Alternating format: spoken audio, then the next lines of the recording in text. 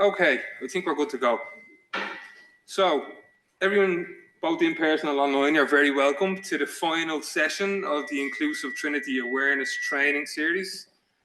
This is on inclusive language. We're delighted to be joined by Trinity Inc. student partner Beatrice Meztler, who will be facilitating the session today.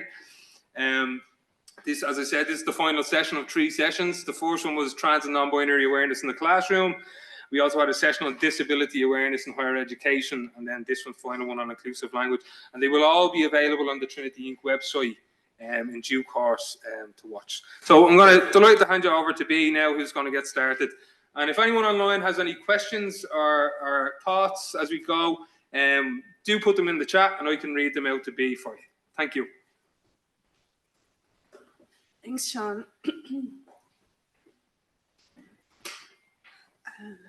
Hi, everyone. I hope everyone can hear me okay. I'm conscious of the feedback, so if there's too much of it, let me know. First of all, Sean, could you click on hide for the, is it here? I can do it, I'll do it. Oh, all right. Okay, so hi, my name is B. My pronouns are she, her. Hello, everyone online. I'm a master's student of Comparative Social Change here at Trinity and UCD. My background is training, a little bit of diversity, equity, and inclusion work. I worked in tech for 12.5 years before going back to college. So a lot of this work is really just my own passion.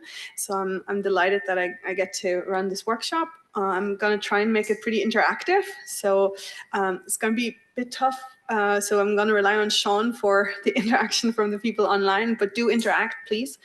Or take yourselves off mute and let us know or answer in the chat. And there will be also a part of this workshop where you'll be doing some group work towards the end to practice, because I always think it's easier to learn something if you actually get a chance to practice it a bit.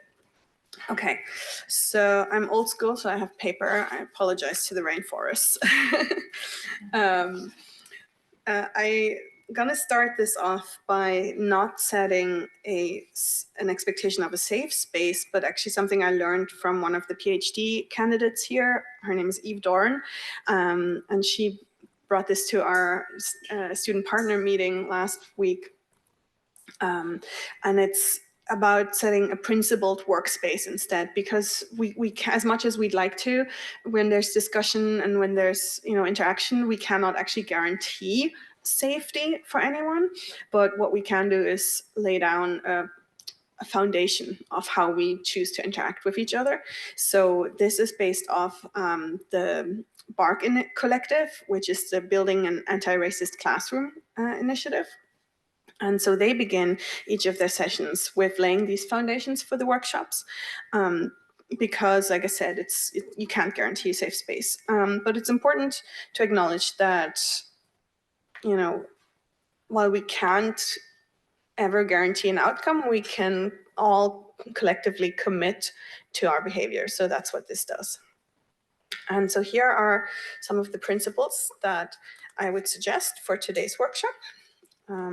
And that is being aware of our own privilege and taking a step back so that marginalized people can lead, but without putting marginalized people or putting the onus on them to do so when the time comes. Now, I will be talking a lot, so apologies in advance for that, but still. So we also want to make sure that we believe people's accounts, because if we're talking about inclusive language, we're probably also going to be talking about instances where people felt excluded due to language. So we're here to believe and honor people's vulnerabilities, and we won't dispute their lived experience. If I put the question out for feedback or for people's examples, nobody has to reply, right? If there's something that you don't want to share or that makes you uncomfortable, that's fine. And also, everything that we share in this workshop, it will be online, so just be aware of that in terms of keeping it confidential. So there is a limit to the confidentiality of today's workshop just because it's getting shared. So normally when it's not recorded, I would say the the stories stay and the lessons go. So even if you're watching this and you're learning something, just don't share personal information, but maybe share the learning that you gained from a story that someone told you. So that's, I think, the big difference. And finally, yeah, so just keep in mind for the workshop that there are existing power structures that continue to marginalize people.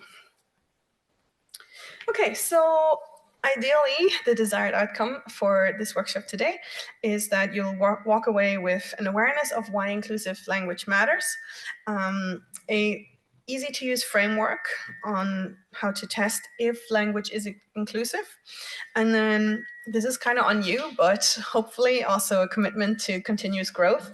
And like I said, I'll show you a framework, but using it is on you. So it's not something that you can maybe change overnight, but continuously working on ourselves is how we grow.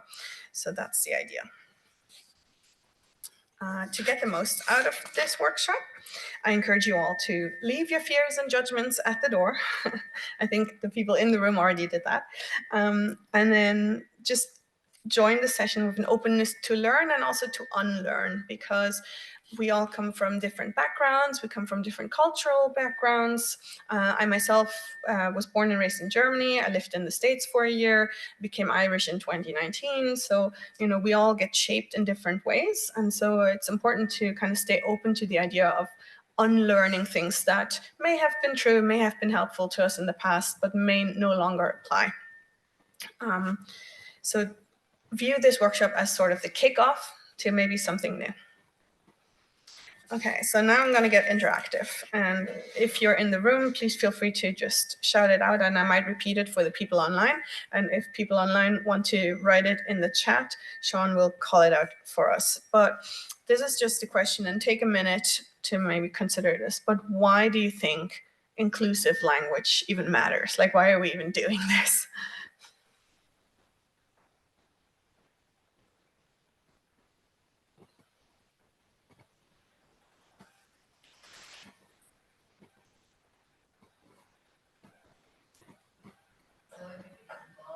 Mm-hmm. Yeah, so everybody's involved and feels they're part of what's happening, yeah?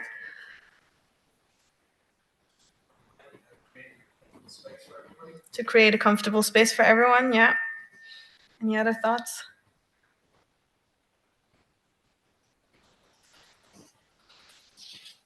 Okay, well, also, it helps people connect with each other, because when you create that comfortable space, when you feel included, then that makes it easier to also build a connection with other people.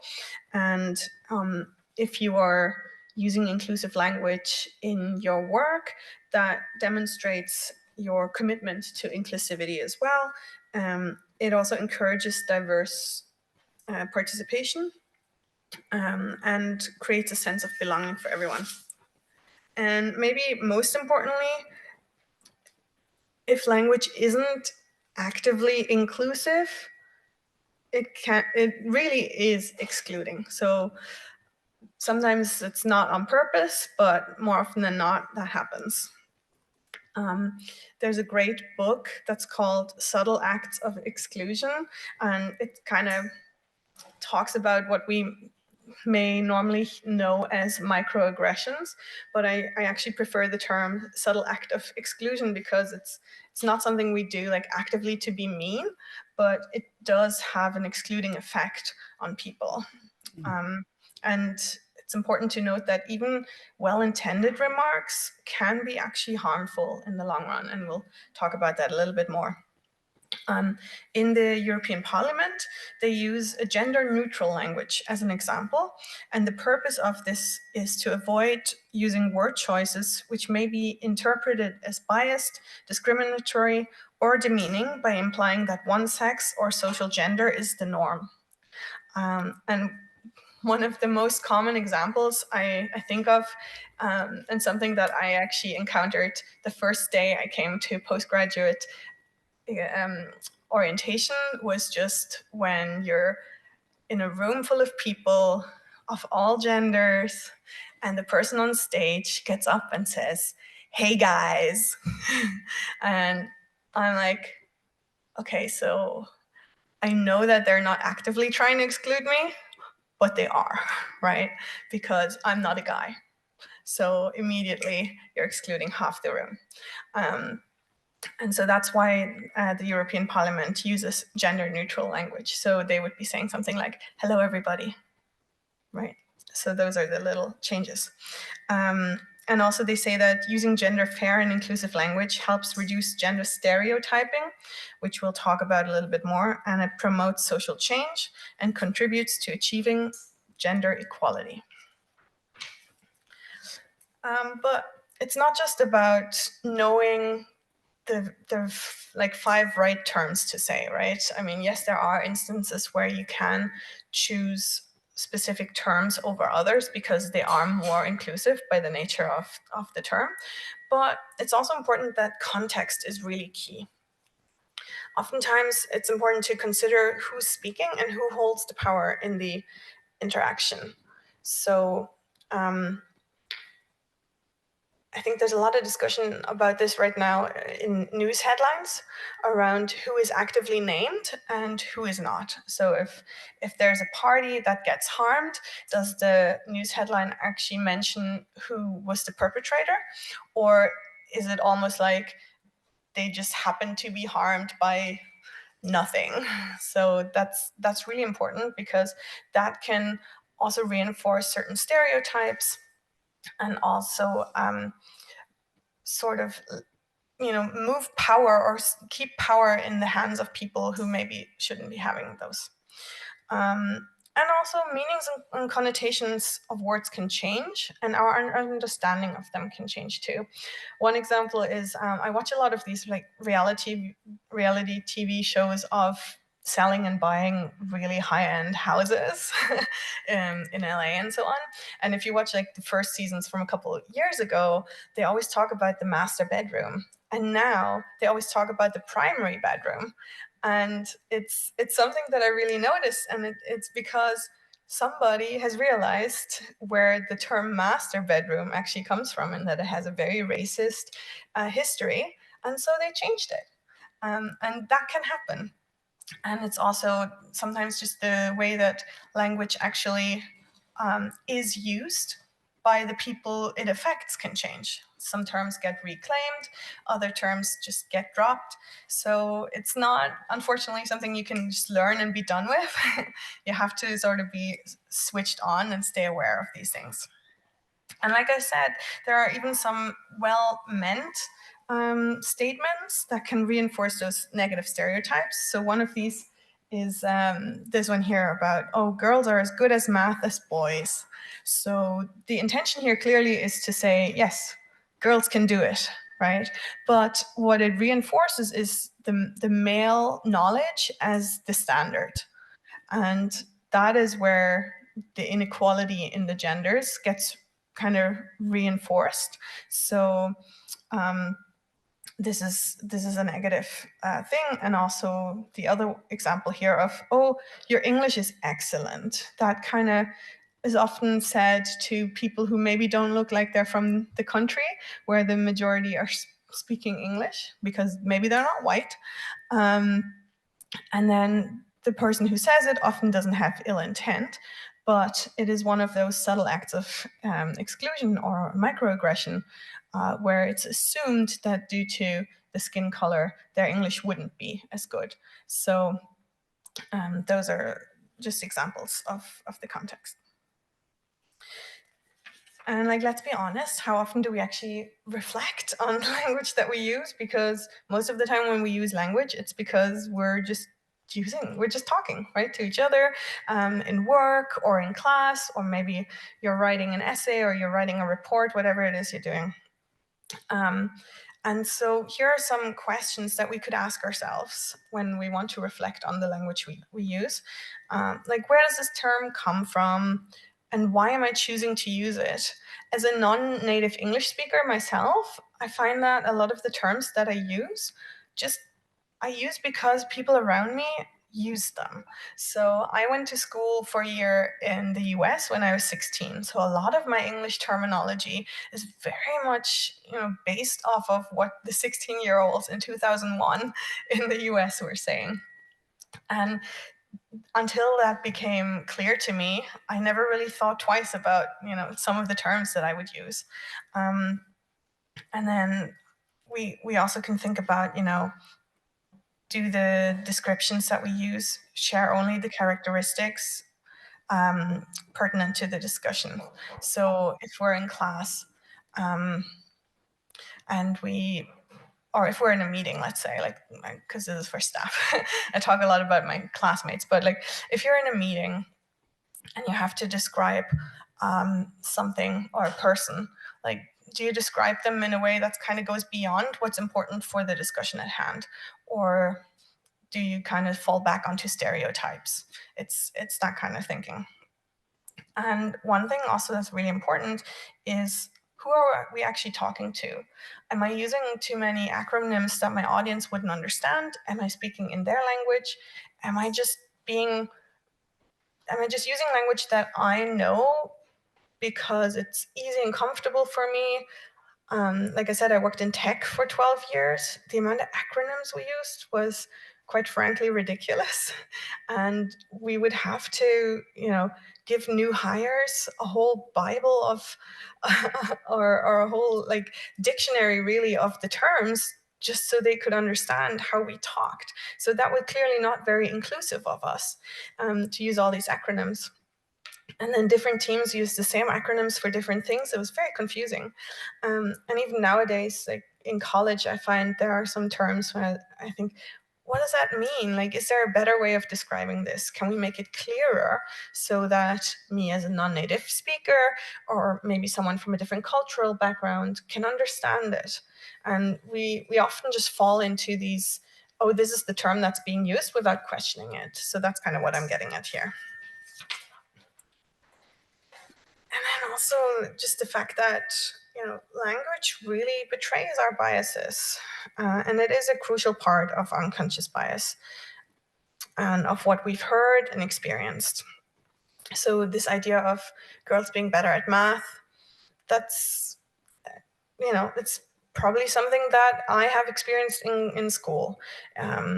There's also this old riddle that you probably have heard at some point or other of, okay, there's a young man that is injured in an accident, and he's brought to hospital, and he was in the car with his father, and the father died, and then he goes to hospital, and the surgeon says, oh, I can't operate on him, he's my son. And then the question is like, how is that possible? And people go through all lengths to find like a reason for it, of like, oh, maybe he was adopted, maybe, whatever it was. And the actual answer is the surgeon is his mother.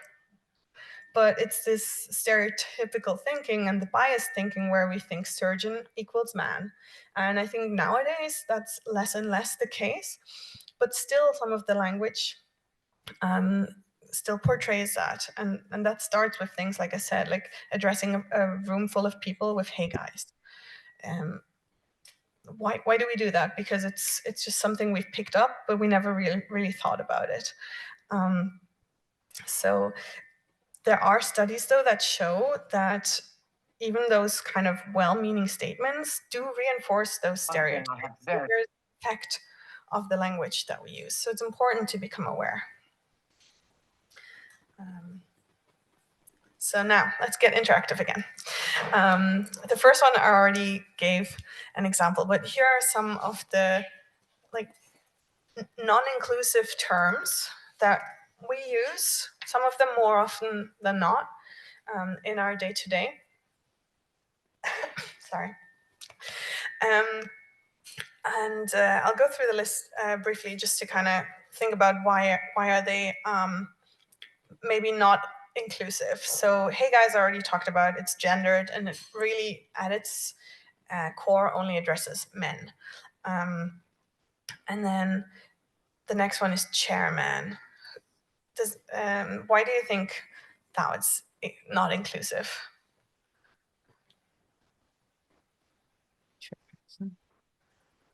Well, kind of like saying like policemen or like firemen, it just implies, I guess, saying that implies that it's going to be a male. Yes, exactly. So saying chairman, like policeman or fireman, implies that it's a male person, exactly. Then we have terms like to cripple, and I'll skip one actually to say to turn a blind eye, or something falling on deaf ears. All three of those are kind of implying that a disability is something negative, right? So it also assumes sort of a negative connotation and ignorance, especially with turning a blind eye and falling on deaf ears. Those imply ignorance, and they are connected to disabled people. Then we have holding down the fort. That goes back to settler colonial wars against indigenous people. And I mean, I've definitely said it before. If people are, like, if you're in a group and you're sitting somewhere and half of them go off to lunch, and you don't think about it, you just say, "Oh yeah, don't worry, you can go. I'll hold down the fort." But why do we use it? Like, just because we probably heard it somewhere in a sitcom at some point from the US. It doesn't actually have to be used. Then we've got things like the term man up. And that is kind of pushing this negative, this toxic masculine stereotype that men can't have feelings, that they have to sort of always be strong and can't be vulnerable. And then things like lame or crazy, or in Ireland we say a lot, "Oh, that's mental." Those also, again, go back to negative connotations based on physical and mental disabilities. So here are a few examples of how else you might address some people. So I said this one before. Instead of "Hey guys," you could just say "Hi all," "Hi everyone." It's very, very much non-gendered, very inclusive. You can also get creative with this. I've heard one time, I don't remember if it was like at a conference or something, where somebody addressed the room saying, "Hello, fellow space travelers." I mean, there are ways to kind of have some fun with it based on who your audience is. It doesn't have to be dry. But the idea behind it is just understand that there are alternatives. Same with chairman. You can just replace the term man with person, and immediately you're more inclusive. For cripple, anyone want to throw out an idea of how we might be more inclusive?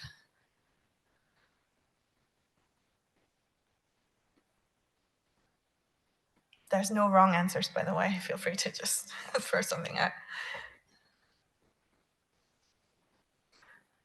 Okay, I'll give it to you. You could say, okay, to hinder or to impede, right? And then holding down the fort, maybe we just cover or manage. Don't worry, I'll cover. I will hold the space. Even if you want to specifically talk about keeping a specific space, or I'll keep this space, I'll keep these chairs for us, you can go off. Instead of turning a blind eye or falling deaf ears, what you're trying to describe is that somebody is ignoring a suggestion. So it's also a much shorter way of saying it, right? I mean, why use 5 words when you can use one? That goes back to using specific and easier to understand language too. Instead of man up, we could say toughen up, if that's what you're trying to achieve. And that can also very much apply to women. And then, of course, instead of lame, something can just be uncool or cheesy. And instead of crazy, and I'm still working on this because, like I said, it's not something you learn overnight. we can just say, oh, that's ridiculous, or even, that's outrageous. Like, how dare they do this? Instead of saying, oh, can't believe they did this, that's crazy, we could just say it's outrageous that they decided to do this. So those are some of the examples. Okay, so now we're gonna, perfect.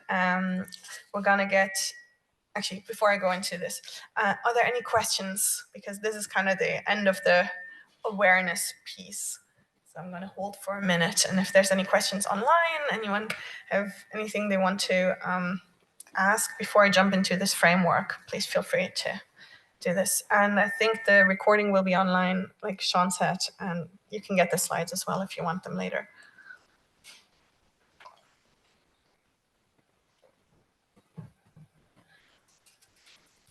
Okay. So then let me tell you about this handy dandy framework. This is actually borrowed with permission from the Berkeley Haas Center for Equity, Gender, and Leadership. And they put out this framework that you can find online, and it's listed in the resources at the end of the presentation as well. So there's a bunch of links that you can access afterwards.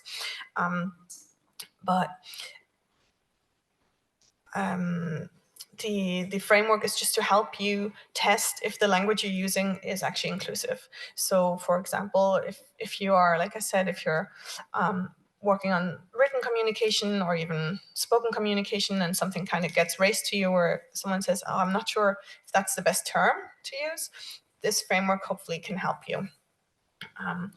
So the first step is just setting intention. So setting the right intention, because hopefully after this workshop, you all are going to walk out of here intent on having your language be as inclusive as possible. If your intention is to be as exclusive as possible, then I've done something very wrong. So yeah, our intention will be to be inclusive. So let's think of an expression maybe that we're unsure of. Anyone have anything in mind already? I have an example otherwise, but if there's something where somebody's already kind of thinking, should I use this term or not? Feel free to throw it out.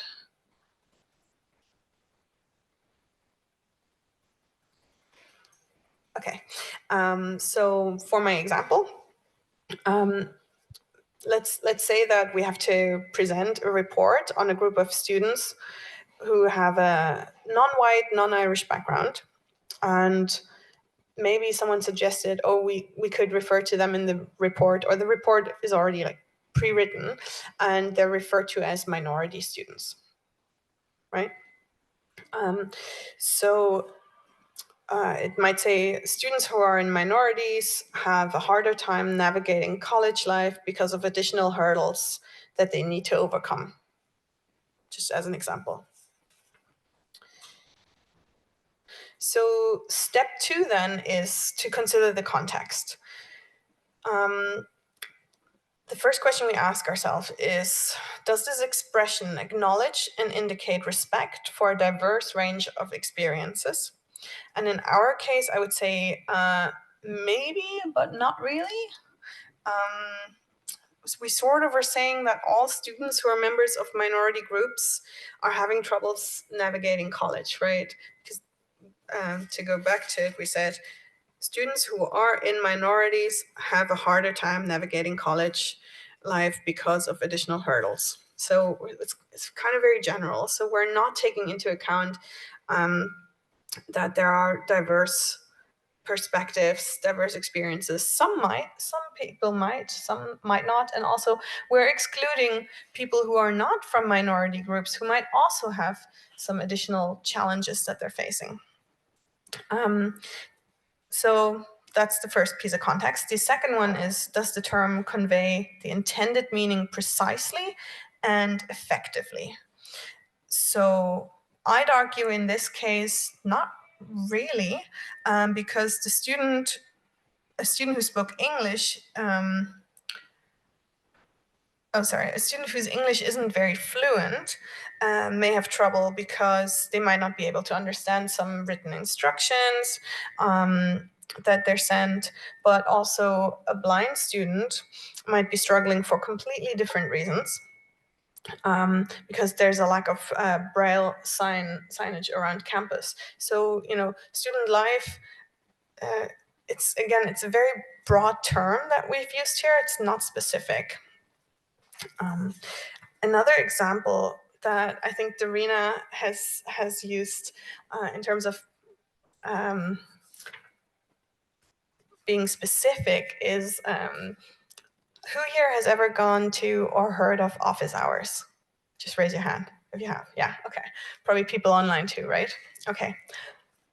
What's an office hour?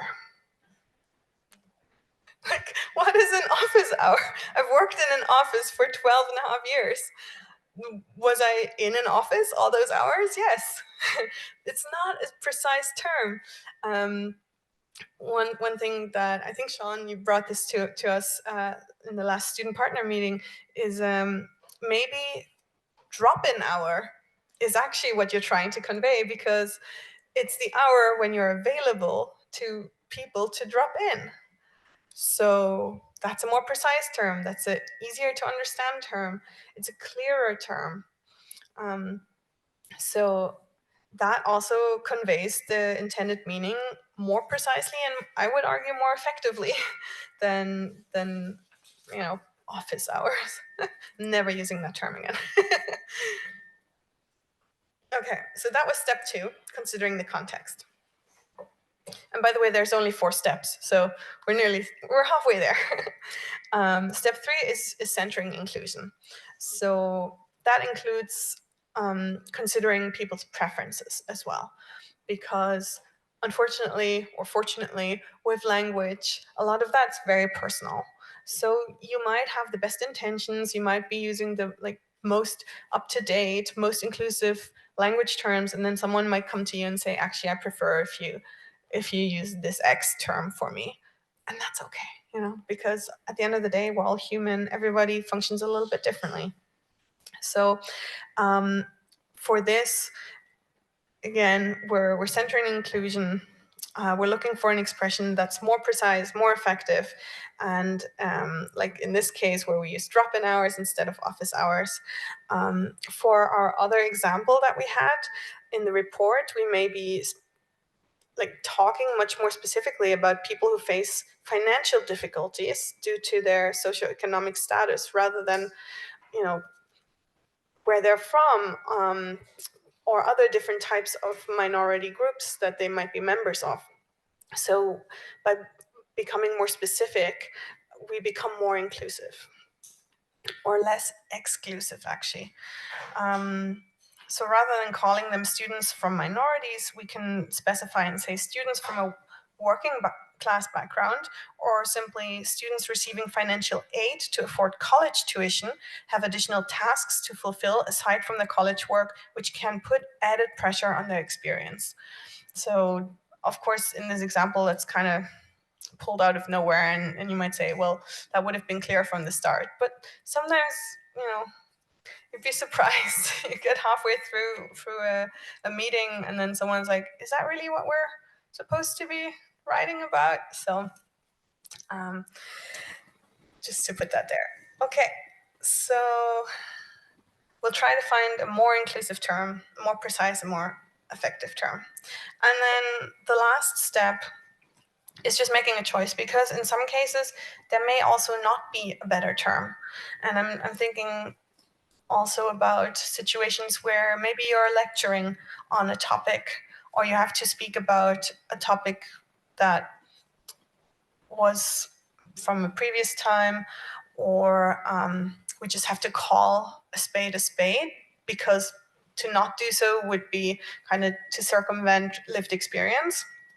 So then we have to decide if either it's okay to use the expression with caution and maybe with some sort of, what's the term, warning or explanation as to why we're using this term, or we choose not to use it. If we just don't feel comfortable at all, then it's also okay to drop a term and say no.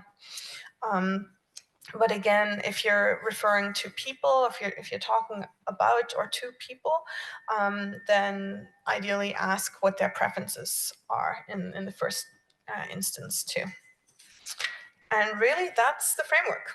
It's not rocket science. It looks really complicated in this format, but it's not. And it's 3 steps, right? Like, think about what your intention is. We're trying to be inclusive. That's always the intention. It's the first step. So then you ask those 4 questions, and if the answer to either of them is yes, you move on. Sorry, you asked 2 questions first. I'll just show this actually here. So the first question is, does this term center dominant groups as a default or perpetuate, can't say that word, harmful stereotypes? And does this term have a harmful history or association? And sometimes you might know, and sometimes you just have to look it up, or somebody might say, hey, I'm not sure about this term. And you can ask people before you start using them. But if the answer to both of them is no, then you move on to these other questions.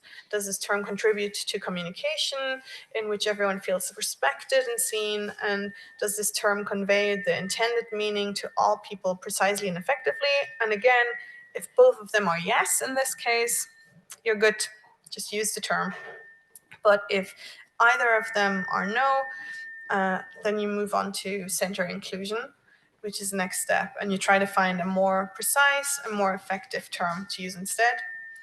And finally, we implement positive change. So if there is an alternative term, then we use it. And sorry, I mixed up those arrows. I'm just realizing that now. So if there is a more alternative term, you use it. And if there isn't, you decide whether or not you should go ahead with the term you have. Okay, now, it's 40 now. I'd love to do, if we can do groups of 2, and how many have we got online, Sean? 4. Yeah, if we do 2 groups of 2 online as well, and take maybe, let's say like 5 to 8 minutes. Just get together, you two, and have a chat about a term that maybe you've used or you've come across where you're unsure, and then use this framework to see how could you go through this to try and find the answer. Should you use this term, or can you find an alternative? Is that okay? Yeah? Okay, amazing. And if anyone has questions, feel free to either message Sean, or if either of you have questions, just let me know.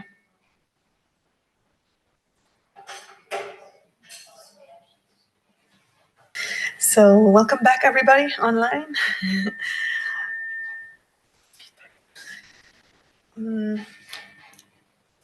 Before I actually go into this wrap up, anyone want to share any takeaways from that session, from the chats now? Is there anything that kind of stood out to you as you were practicing on this framework?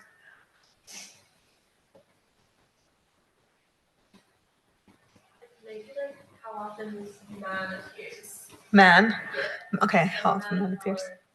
Yes. We were talking about an example where like a station is manned. Yes. As opposed to, I don't know, I guess that implies that like it has to be someone that's a man that guards it or something like that. That was pretty interesting. Yeah, I'm just going to repeat that.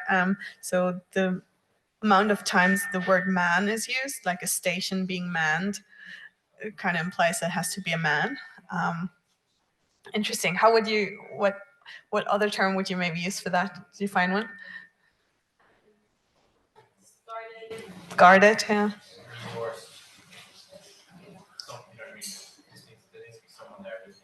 Yeah. Like covered. Yeah. Great example. Thank you. Definitely. It's so interesting, like the little things we don't think about. So to wrap up, because the hour is almost up, here are just a couple of good language practices. And again, you don't have to you can write them down, but these slides will be available after. So first one is being precise. I think we've looked at that. Are we just using flourishy language for the sake of it, or are we able to say something with less words that's clearer to everyone? Try to replace harmful terms that maybe have racist, ableist, okay, that's a typo, or sexist histories or connotations with more neutral language. So like we said, the master bedroom has become the primary bedroom. Are there maybe other examples that where it's just in our day-to-day? One was, one of the questions from online was saying, oh, I maybe described the weekend as having been mad, right? Oh, it's been a mad weekend. Yeah, but that's also an ableist term. And what are you actually trying to say? Was it that you were really busy? You had a really busy weekend? Was it maybe overwhelming because you had so much to do? Or was it mad in terms of it was really a lot of fun? So maybe it was exciting and fun instead of mad. So even here, we can say that the term mad isn't precise, right? It could mean a million things. So if you're just starting with being more precise, you're already being more inclusive. Yes, Sean. So terms also depend on context. The US can go ahead and use progressive as well when on these proceedings. Yeah, you see that's kind of the thing we tell ourselves, but it's based on the fact that men are seen as the norm.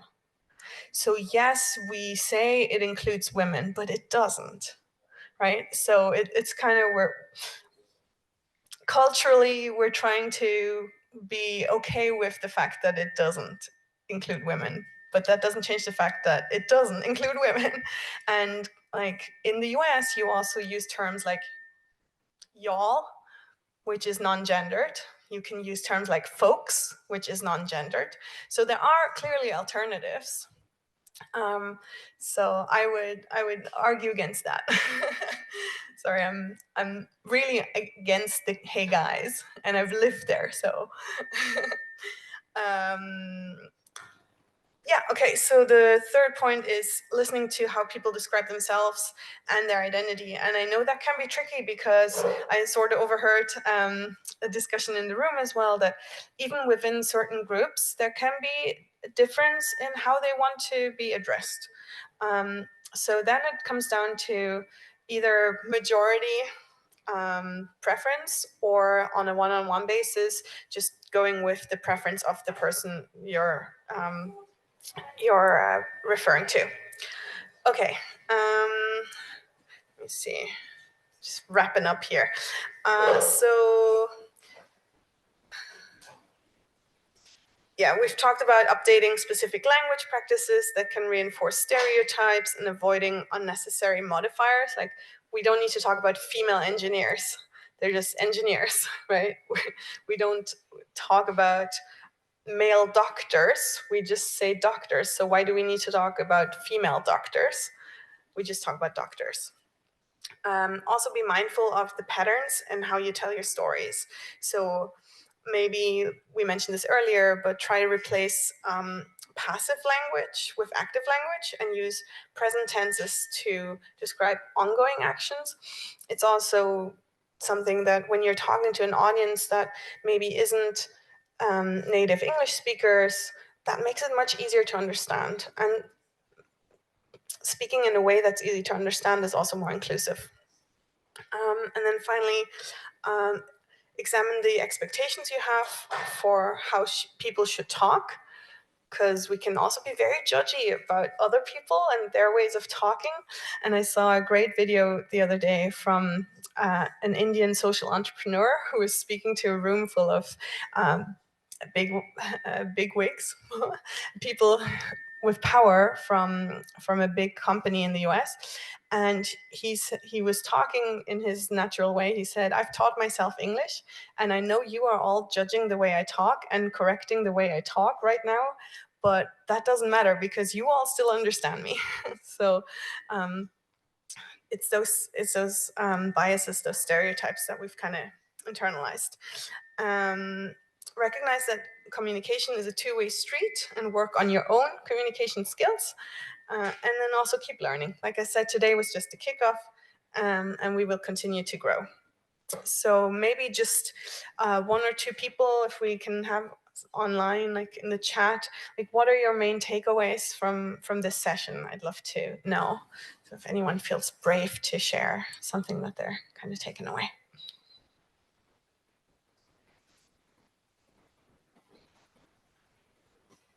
Like language that excludes people is kind of hidden in places that you wouldn't expect as well.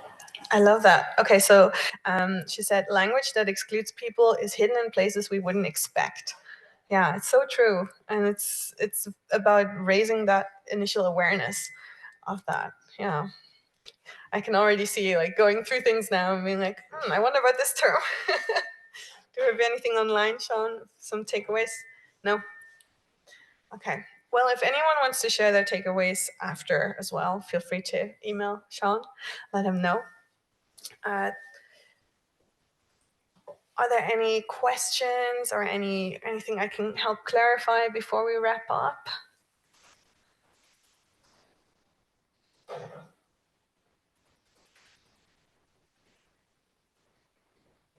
Okay, well then, thank you very much. In the slides, you'll see there are some additional resources, just other best practices, and then also the links to all the resources where the information for this workshop came from. Thank you for joining. I hope you enjoyed it. I hope you're taking something away, even if it's just not saying, "Hey guys," at the start of the presentation anymore. Thank you very much.